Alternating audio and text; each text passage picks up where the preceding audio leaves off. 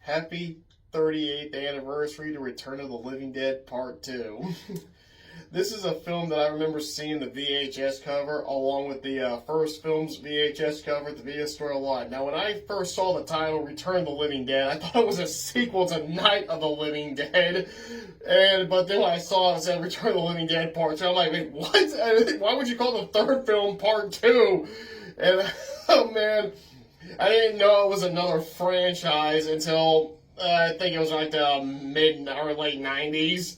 Oh boy, I hadn't really been keeping up with all the zombie films because I'll admit, in the 80s, I didn't really watch zombie movies. I didn't finally start watching those until the 90s. Oh boy. And I remember when I first saw Return of the Living Dead Part 2, we were living in this house, and I believe it correct, my memory is correct, but it was a Sunday afternoon. It came on regular television. I caught the part where Jesse, the main character, was running from the two bullies, Billy and the other guy.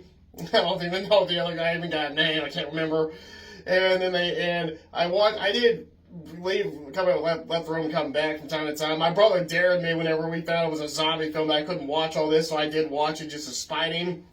And then when we moved into another house, I was close to the Blockbuster. I started going through the VHSs, and I saw Return of the Living Dead Part 2, and when I turned it around, I saw the part where Jesse was in the, where all the coffins, where you will them at, mortuary or whatever you call those things. I'm not even going to just put it up right there when I know the names.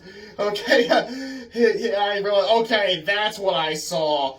I didn't finally see Return of the Living Dead Part 1 until the late 90s. So the mid-90s, so I saw the first one, I saw the second one first, then I saw the first one, and I still have not seen Part 3, 4, or 5.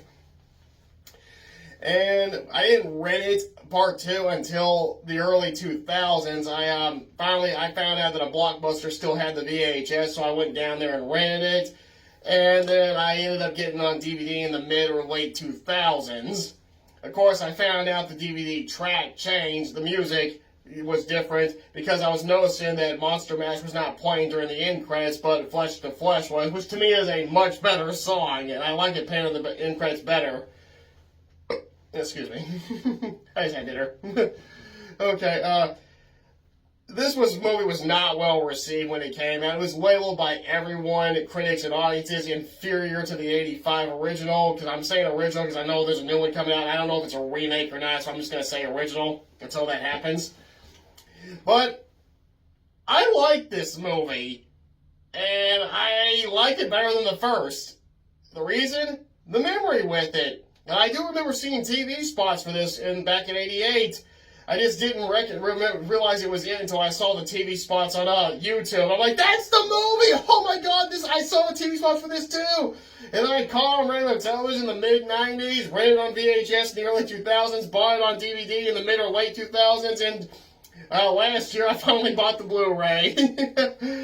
And despite all the goofiness going on in the fact, this one, and not to mention there's a lower body count, I still will say it's a sequel better than the first, and it's because of the memories that go with it that make me say that.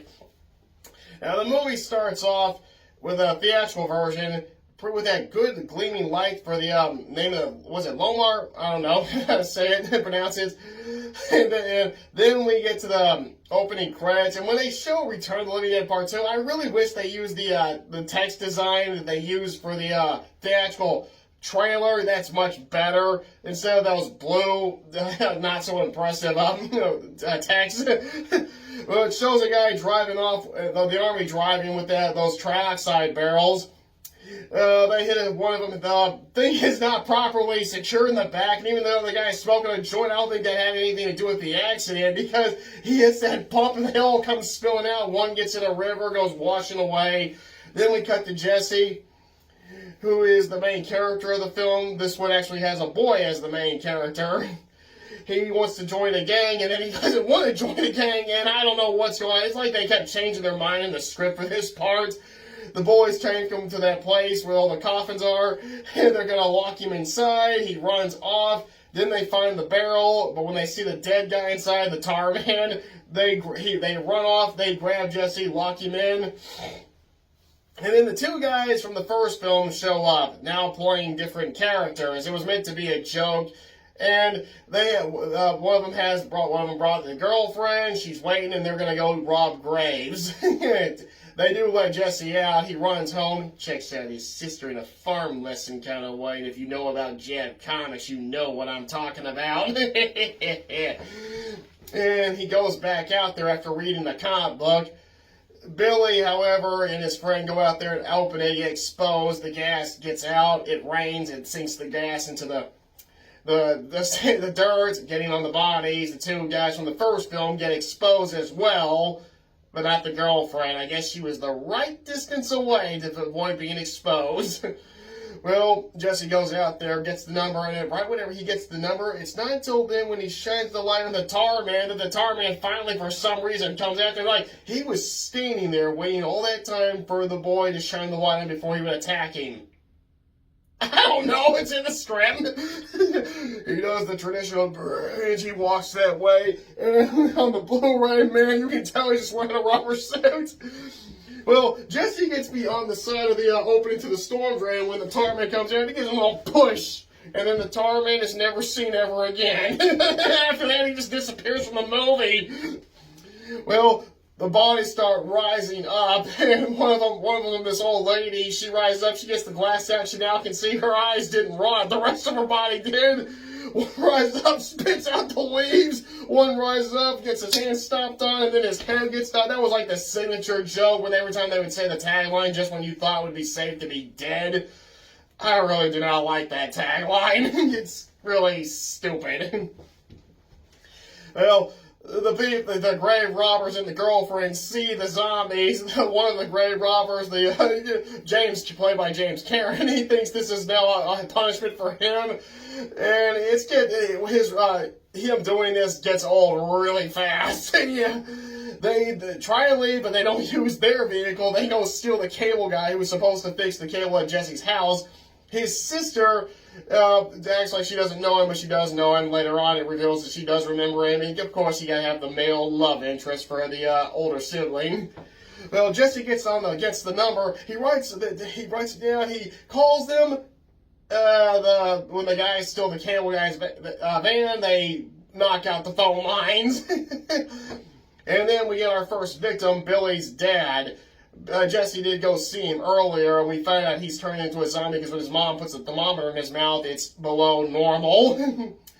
The first victim, his father, gets his head bitten by this lady with worms coming out of her skin. She bites down on his head, and when she lifts up, you see what, according to the commentary, was ragu. Yeah, they use ragu for brains in this.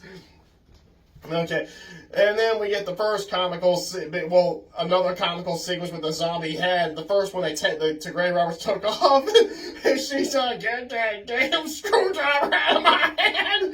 He throws the head in the closet. The zombies are coming. They push something in front of the display for plates in front of the door. The others leave, and the cable guy lifts up a fireplace poker. They push it open. They're about to swim, but then the TV cuts on. And they do the old joke whenever they see something on TV. They all just pause and stare at that. So he takes advantage of it and leaves. The others go into a house that's under construction, and one zombie's following them. And then it does that joke where she moves, he moves, stops, she moves again, he moves. He's about to get her, but the cable guy hits him with a fireplace poker, and then hits him to the wall. They go to the doctor's place because he's got a car and it runs. And the doctor is the most calmest character in the movie, despite the fact that they're zombies. He sees a guy that he knows, he remains calm. It's hilarious. When they get away, Jesse sees Billy is now a zombie. He's already eaten his mother's brain. When she saw her dead husband, she came and hugged Billy, and he only had brains and bit her on the head. Well, those one zombie's on the hood. They shake him off. His hand gets trapped, and when they throw it out, he does give the finger. They go to the hospital, they check on the grave robbers, they see that they're dead, they're not breathing, they have no pulse, they have no reflex, and the girlfriend's in denial. The others go to get guns, And then Jesse, not Billy, goes to the basement to get on the radio. Only another zombie shows up. They blast him in half with a shotgun, shoot him a couple of times, rip off one of his arm, but then hit him with steam, which takes his face right off.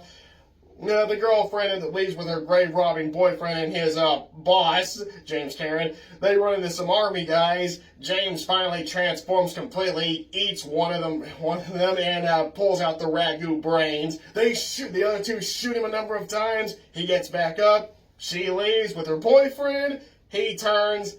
And we get the worst part of the movie is when he chases her into the church and she lets him eat her brain. I always skip past that part. And then we find out the army has already sealed off the town. That's why there's nobody there. They evacuated it and sealed it off. How they knew when they got a phone call with that got cut off? I don't know. It's never explained. But they did seal off the town and they evacuated, and then they got making sure that no one will leave, including people that are not dead. Oh yeah, the grave robbers are no longer in the movie at this point. Oh boy. And then they find out that electricity kills them when they see them attacking animals at a pet store. When one chases after a dog, the cable guy rams that one. He goes flying into the sign, gets electrocuted, and this when they find out that electricity is the key of getting rid of them without spraying it. Fire made it worse. Electricity neutralized it.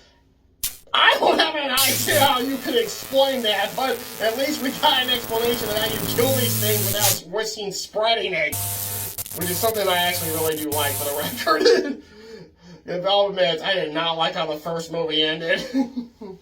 Okay, they now they know how to kill them. They know they want brains, so they go to a meat place, get some brains that are really cookie dough. But unfortunately, the two army guys that were already in the city, they get swarmed by them. They go down fighting, shooting them, while that, Leatherwolf song, Alone in the Night, I believe, is playing. Good song. But they get on their Jeep and go cruising around. They run into Jesse. His sister does the same blunder. When she sees people in the back, through the rearview mirror, she waves out to them and goes, "Hey, fresh brains!" And now Jesse's repeating with her goof. He gets away from them. The cable guy shows up, does the big brother, "What are you doing, man? We stick together." Then they start throwing the brains out, lure them to the power plant. Good thing they had the cable guy with them because he knows how to take all the wires out, put them in the puddles that are out there. Good thing it just rained with that way there's puddles. Billy, however, gets over the fence after they get everything set and done, but he opens it, so now they have to get the radio to call the doctor to turn everything on, but unfortunately, they left the radio outside. They're now stuck in the back of the truck. They open the top. Jesse slides out. He gets inside, drives, rams into Billy. And this one actually has an antagonist. While the first one had a number of notable characters, none of them were really the main villains. This one has Billy, who is the main zombie. And there's actually a fight between him and Billy. I mean Jesse! Oh! If I die from this, you know what the cause is. Well, Billy goes after us. You told, after he swore he wouldn't tell. Or he forced him not to tell. Jesse stabs Billy in the mouth with a screwdriver, throws him off the catwalk, goes to the control room. Now, while the doc was inside, deciding, should I drink this liquor bottle or should I not? He also leaves his post, but Jesse shows up, pulls the lever, and then... Yeah.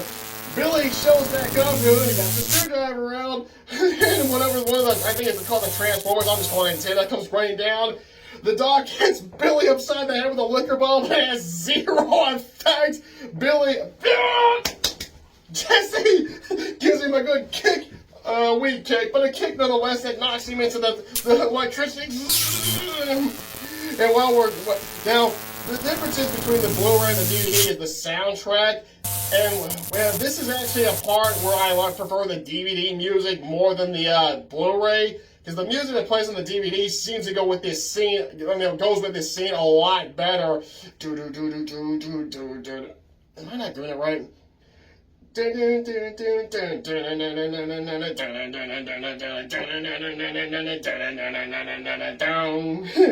like that music a lot better, and I'm hoping I sang it right, because I think I screwed up with my Mark for Death track when I was talking about the music of Mark for Death.